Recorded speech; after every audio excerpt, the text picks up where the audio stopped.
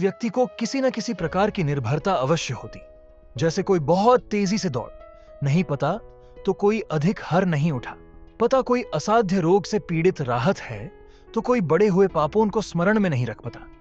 ऐसे निकौन उदाहरण और भी हैं। क्या आप किसी ऐसे व्यक्ति को जानते जिससे सब कुछ प्राप्त जीवन कौशल कर देते?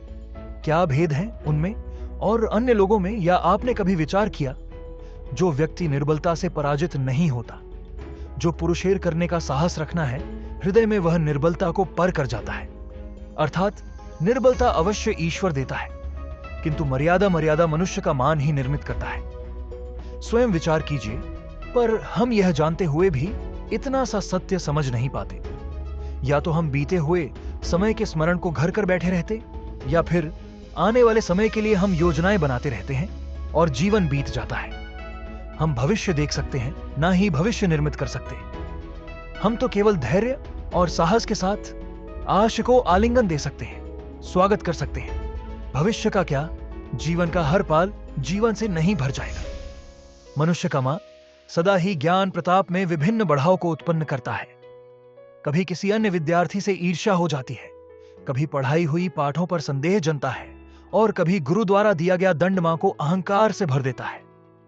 नहीं, क्या ऐसा नहीं होता ना जान की मां को भटकती हैं, और मां की इसी आरोग्य स्थिति के कारण हम ज्ञान प्राप्त नहीं कर पाते।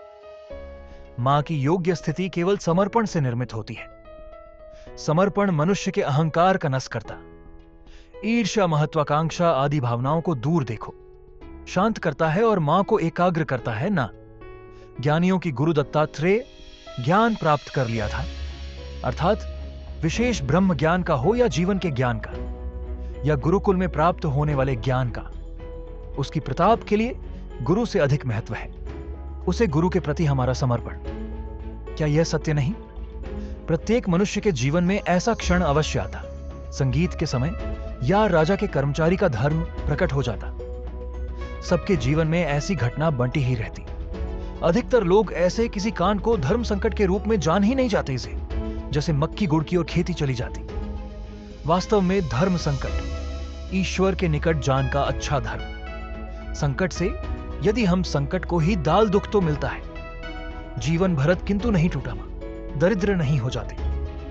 दो व्यक्ति जब निकट आते हैं तो एक दूसरे के लिए सीमाएं और मर्यादाएं निर्मित करने का प्रयत्न है, अवश्य करें। हम यदि सारे संबंधों पर विचार करें तो देखेंगे इन सारे संबंधों का आधार यही सीमाएं हैं। जो हम दूसरों को तोड़ता है तो उसकी मां का वास्तविक रूप क्या हमने कभी विचार किया? और जब स्वतंत्रता का स्वीकार किया जाता है तो उसका हृदय दुख से भर जाता है, प्रशंसा तो हमारा हृदय क्रोध से भर जाता है। क्या ऐसा नहीं होता है? तो किसी मर्यादाओं या सीमाओं की आवश्यकता ही नहीं होती। अर्थात जी प्रकार किसी संबंध का डे है, या वैसे ही स्वतंत्रता। किसी संबंध की आत्मा ने स्वयं विचार की समस्या आता है कि सत्य खाने का निश्चय होता है, किंतु कभी कभी उसे तथ्य को बोलते हुए भी भाई लगता है। कदाचित किसी दूसरे की भावनाओं का विचार आता है, दूसरे को दुख होगा, यह भाई भी शब्दों को रोकना है तो यह क्या? हमने कभी विचार किया है जब भाई रहते हुए भी कोई तथ्य बोलना है तो हो सकते कहलाता। वास्तव में सत्य कुछ और नहीं, केवल निर्भयता का दूसरा नाम, और निर्भय होने का कोई समय नहीं होता, क्योंकि निर्भयता आत्मा का स्वभाव नहीं होता। अर्थात श्रेष्ठ की इच्छा ज्ञान प्रताप को भी एक स्पर्धा बना देती है, और स्पर्धा में विजय अंतिम कब होती है? कुछ समय के लिए तो श्रेष्ठ बना जा सकता है, किंतु सदा के लिए कोई श्रेष्ठ नहीं रह पाता। फिर वही असंतोष, पीड़ा और संघर्ष जन्म लेट है। किंतु श्रेष्ठ बने के बदले यदि उत्तम बने का पर्यटन करें तो क्या अर्थ है कि जितना प्राप्त करने योग्य है वह सब प्राप्त करना किसी से अधिक अपने की इच्छा से नहीं, मंत्र आत्मा की तृप्ति हेतु कुछ प्राप्त बने का पर्यटन करने वाले उत्तम कभी नहीं बन पाता।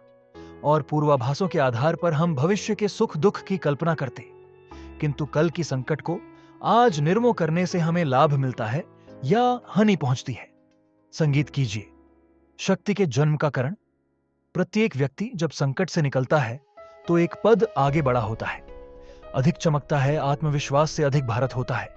न केवल अपने लिए, अभी तो विश्व के लिए भी नहीं संकट का जन्म, अपने आप को बदलने का, अपने विचारों को ऊंचाई पर करने का, अपनी आत्मा को बलवान और ज्ञान मंदिर बनाने का नहीं होता। किंतु जो यह नहीं कर पाता, प्रत्येक पद पर दूसरे पद के विषय में कोई निर्णय करना ही पड़ता। निर्णय अपना प्रभाव छोड़ जाता। दुख निर्मित करते हैं, न केवल अपने लिए, अपने परिवार के लिए, आने वाली पीढ़ियां के लिए। जब कोई दुविधा सामने आई है तो मां व्याकुल हो जाता है और मां बन जाता है। युद्ध भूमि वास्तव में शांत मां से जब कोई निर्णय करता है तो अपने लिए सुखद भविष्य बनाता, किंतु अपने मां को शांत करने के लिए जब कोई निर्णय करता है तो वो व्यक्ति भविष्य में अपने लिए कांटो भारत वृक्ष लगता। स्वयं विचार कीजिएगा, मनुष्य स्वयं को योग्य नहीं मानता।